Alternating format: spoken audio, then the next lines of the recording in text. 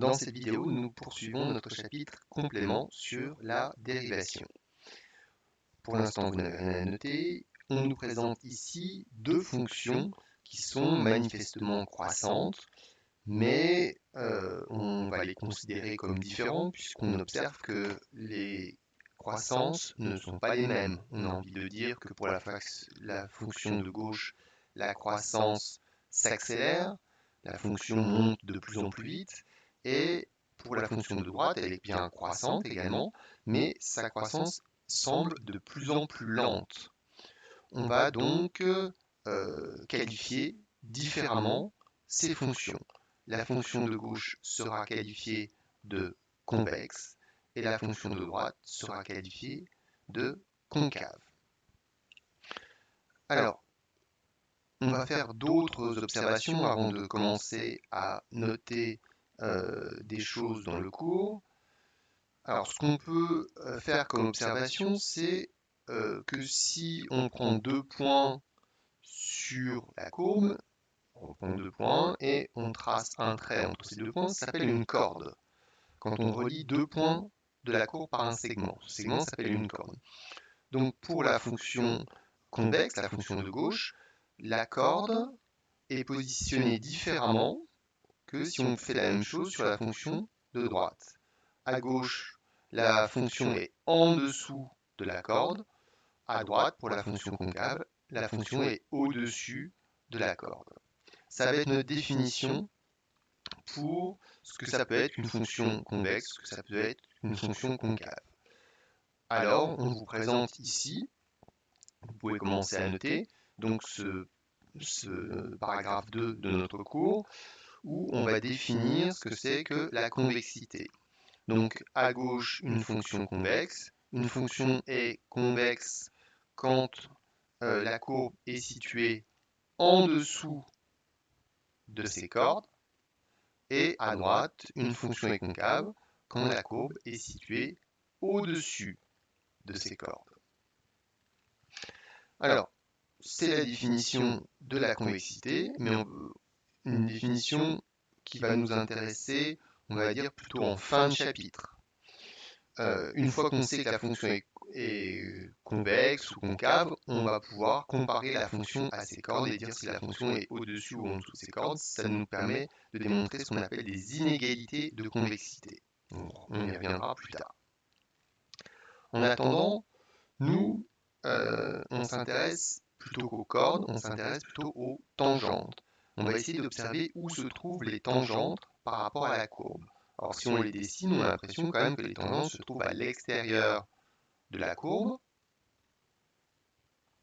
comme ceci. Donc ça revient à dire que la courbe ici, dans le cas où la fonction est convexe, va être au-dessus des tangentes vertes, et dans le cas où la fonction est concave, la courbe va être en dessous de ces tangentes. Donc on note, une fonction est convexe si et seulement si la courbe est située au-dessus de ses tangentes, et la fonction f est concave si et seulement si sa courbe représentative est située en dessous de ses tangentes. Alors, on poursuit un petit peu sur cette question des tangentes. On rappelle que la notion de tangente est liée à la notion de dérivée, dans le sens où le nombre dérivé, c'est le coefficient directeur de la tangente. Alors ici, on a une tangente qui descend. Le coefficient directeur à cet endroit-là est négatif, peut-être moins 0,7. Ici, la tangente est horizontale. Le coefficient directeur, ce serait 0. Puis ici, on a une tangente qui monte, un coefficient directeur environ 2. Si on se plaçait plus loin et qu'on traçait de nouveau une tangente, on aurait de nouveau une tangente qui monte, mais qui monte davantage, avec un coefficient directeur de 3, de 4. Le coefficient directeur passe de moins 0,7 à 0, puis à 2, puis à 3, puis à 4. Donc, les coefficients directeurs augmentent. Les coefficients directeurs, on rappelle que ce sont des nombres dérivés. Le nombre dérivé augmente. Inversement, quand on a une fonction concave, le nombre dérivé va être d'abord positif, avec une tangente qui monte, puis nul, puis négatif, puis de plus en plus négatif. on aura donc un nombre dérivé qui diminue. C'est ce qu'on va écrire en écrivant qu'une fonction est convexe si et seulement si sa dérivée est croissante, si cette dérivée augmente, et la fonction est concave si et seulement si sa dérivée est décroissante. Alors, maintenant qu'on a noté cette propriété va nous permettre de traiter des exemples. Parce que nous, ce qu'on sait faire, c'est dériver, et on est capable, grâce à la dérivée, d'étudier les variations. Ce qu'on vient d'écrire dans la propriété à l'instant, c'est que quand on nous demande d'étudier la convexité d'une fonction f, ça revient en fait à chercher les variations de sa dérivée f'. Si on est capable de dire que f' est croissante, on saura dire que la fonction f est convexe. Donc, il faudrait qu'on trouve les variations de f'. Alors, pour trouver les variations de f', déjà, il faut connaître f'. Donc ici, vous prenez votre fonction x au cube sur 3 moins 6x carré plus 27x plus 10. On calcule la dérivée et on trouve x carré moins 12x plus 27. Alors, pour déterminer les variations de cette fonction f', je vais dans un premier temps la noter, je les fais en gris ici, on l'effacera après, mais vous pouvez le faire au crayon de papier par exemple. Cette fonction, je l'ai notée g. Donc ce qui nous intéresse, c'est les variations de cette fonction g. Pour trouver les variations de g, on calcule g', la dérivée de g. Mais comme g, c'est déjà une dérivée, on va faire la dérivée de f', qu'on va noter f', si vous voulez. En fait, on dit f seconde. On dérive donc x carré moins 12x plus 27. On trouve 2x moins 12. Et puis maintenant, on est capable d'étudier le signe de g', c'est-à-dire de f seconde. C'est une expression du premier degré, on résout l'équation, 2x moins 12 égale 0, c'est pas très dur, on trouve 6. Et donc, on a un coefficient directeur de 2, ça veut dire que notre f seconde, c'est une fonction croissante qui va prendre d'abord des valeurs négatives, puis des valeurs positives. Et elle va s'annuler ici en 6. Donc voilà pour notre fonction f seconde, c'est-à-dire notre fonction g'. Comme on connaît le signe de g', ça va nous donner les variations de g, c'est-à-dire les variations de f'. Comme la dérivée seconde f seconde est négative, f' va être décroissante, puis quand la dérivée seconde est positive, la fonction f' va être croissante. Donc maintenant, si cette partie-là est comprise, ce qu'on va faire, c'est qu'on va effacer la référence à g. Donc effaçons toute référence à g.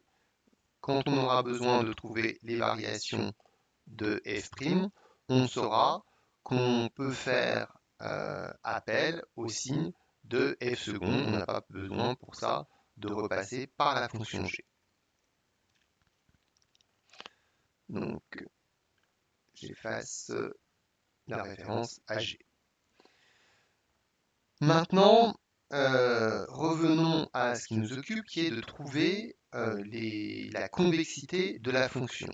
Si on relie la propriété qu'on vient d'écrire, quand la fonction f' est décroissante, ça veut dire que f est concave. Et inversement, quand la dérivée f' est croissante, ça veut dire que la fonction est convexe. Donc on a fini notre étude de convexité et on est capable de dire que cette fonction f, elle n'est pas toujours concave, elle n'est pas toujours convexe, mais en fait, elle est concave entre moins l'infini et 6, puis elle est convexe entre 6 et plus l'infini. Pour terminer cette étude de convexité, je voudrais faire une remarque. Parce que maintenant qu'on a présenté l'étude de convexité, certains élèves confondent étude de variation et étude de convexité. Alors je vais vous rappeler ce que vous saviez faire jusqu'à maintenant, c'est-à-dire étudier les variations de la fonction f. Quand on étudie les variations de la fonction f, on a besoin du signe de f'. On relie f', c'est cette fonction-là, une fonction du second degré. Quand on cherche les racines de cette fonction, vous pouvez calculer delta, vous allez trouver deux racines, 3 et 9. Et puis, vous êtes capable de trouver le signe de cette expression du second degré, plus, moins, plus, avec l'orientation des branches. Ce qui veut dire que les variations de la fonction f sont les suivantes. La fonction f est d'abord croissante, puis décroissante, puis croissante. Vous noterez que cette étude de variation n'a aucun rapport avec l'étude de convexité qui se trouve ici à gauche. Autrement dit, dans un problème où on vous demanderait d'abord d'étudier les variations de f, c'est ce qu'on fait en général, et dans un deuxième temps, on vous demanderait de faire une étude de convexité, il est très important de comprendre que vous ne pouvez pas utiliser l'étude de variation pour trouver l'étude de convexité parce que ça n'a pas de rapport. D'accord? Donc notez bien que ces deux choses-là sont des choses différentes et qu'il ne faut pas les confondre. On s'arrête là, on fera la suite dans une prochaine vidéo.